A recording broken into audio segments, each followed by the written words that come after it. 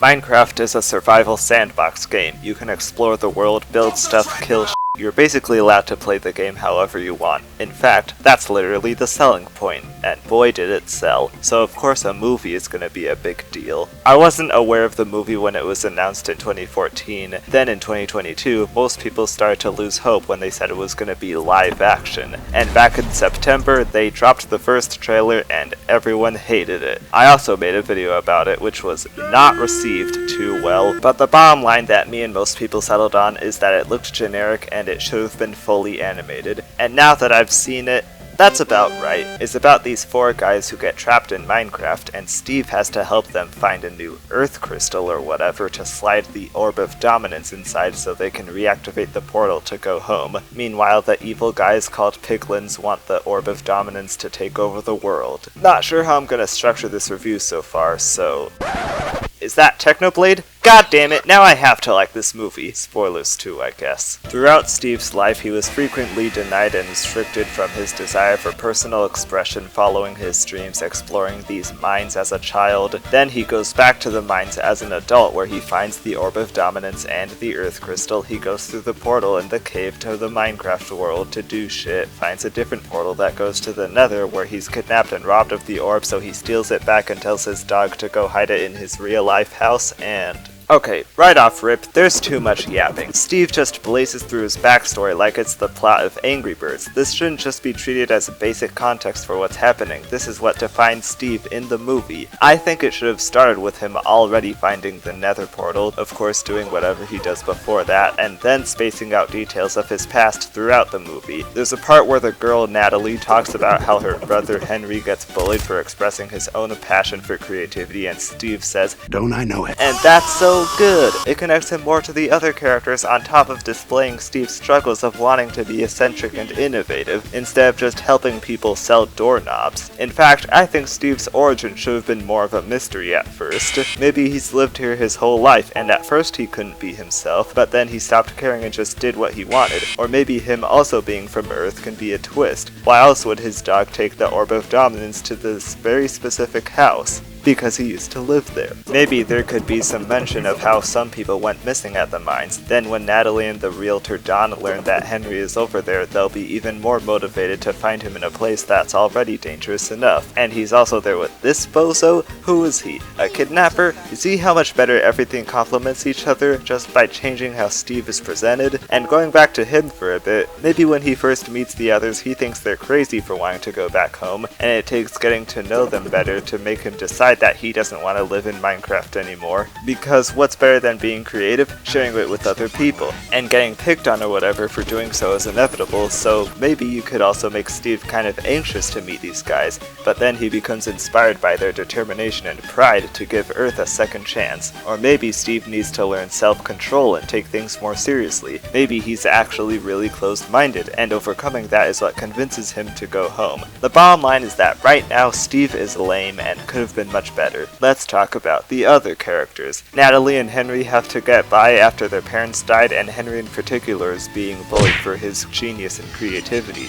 So he builds a jetpack to impress everyone, which I still feel like is a little too fantastical to exist in a contemporary setting. But anyway, it fails and crashes into where Natalie works, so he contemplates giving up on his dreams. But guess what? The reason it failed is because it was sabotaged. That might not sound like a big deal at first, but Henry never has to deal with bullies again after this. He's rarely ever even discouraged by anyone else to not do what he does. The most that happens after this is him thinking he doesn't belong in the real world, and this weird "you'll never be good enough, you're a loser" hallucination. And if that's what he really needs to overcome, then wouldn't it make more sense for the jetpack to fail because he did the math wrong instead of this Nickelodeon scenario? Natalie is whatever. She's stressed about her new life and being separated from Henry. Don has like no arc, so this is actually pretty close to Nash's vision. And then there's Garrett, a washed-up gaming celebrity running a failing business. He offers to give Steve the Orb of Dominance in exchange for a bunch of diamonds, and Henry gets mad when he finds out. I think he assumed they wouldn't be able to leave. But at this point, I think Steve would be more than willing to help them get home before doing whatever he needs to do with the orb. And then Garrett just admits he's a loser and needs the money, and the way he said it was more funny than sad. Then after they get the Earth Crystal, he tries to hold off the piglins while Steve and Henry escape, which leads to him not dying dying because he comes back to save the day. How did he survive back there? He claims that he used this water bucket trick to cushion his fall, but the bridge he was on got blown up. Last time I checked, I don't think a human being can survive being blown up on a bridge.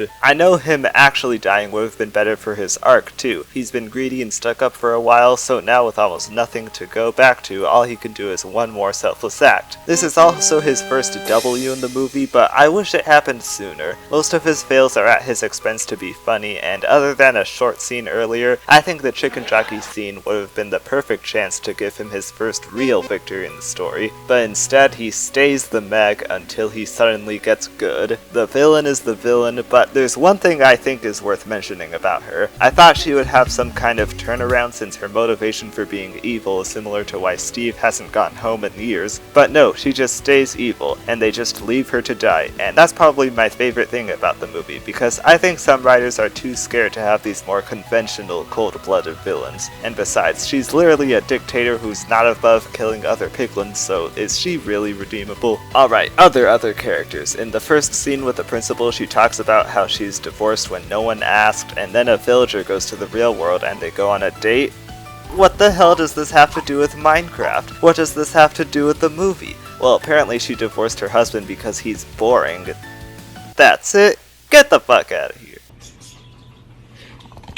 This guy was funny, but I wish they didn't just repeat the same joke of him talking funny from the moment he's introduced to the moment he dies. Also, is that really the best you can do with him? Talking funny? I know that took about the same level of thought as a Family Guy joke. Family Guy! We googled Norway for this joke. Everyone really is just kind of whatever. I don't care about Steve, or the villain, or the others, or the other others, and I don't think anyone else will. Moving on from characters though, the movie tries to be self-aware, but in the "that's not an orb, that's a cube," or "he's right behind me, isn't he?" kind of way. They also try to be kind of self-aware with the visuals, but not in the sense that they knew how weird the art style looked, more in the sense that Minecraft mobs already look a little dopey and weird. The creepers and ghasts are probably my favorite looking mobs in the movie, mainly because they don't have eyes or teeth or anything. Their bodies are completely hollow, the creepers even more than the ghasts. The iron golems and bees also look pretty good. None of the designs are particularly bad, but most of them just look too different from the actual game, and I think most people would still prefer if it was fully animated. And finally, I hate this title so much. Instead of the Minecraft movie or just Minecraft, it's called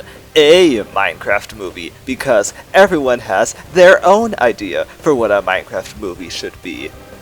Okay, everyone has their own idea for what a Lego movie should be. That doesn't mean they had to call it a Lego movie. They didn't have to call the SpongeBob movie a SpongeBob SquarePants movie. This movie is supposed to capture the very core of Minecraft anyway, which it still fumbles at because it's not creative, so there's no reason it couldn't be called the Minecraft movie. I wouldn't care if this was a subtitle, but I think some people would see this as the movie being embarrassed of being based on Minecraft. And if you're gonna do a sequel, what are you gonna call that? Another Minecraft movie? An additional Minecraft movie? So in conclusion, the Minecraft movie is not good. Everything about it looks wrong, the story is about as okay as you can get, and I don't think it would even please people who are already Minecraft fans. But I also didn't think it was that bad. Wow, who could have seen that coming? I don't know how much I can speak for the average viewer, but for me it was not boring, and sometimes when there were funnies that were supposed to be funnies, not that chicken jockey I'm a loser shit, it had me giggling. The review might be over now, but do you want to cyberbully me?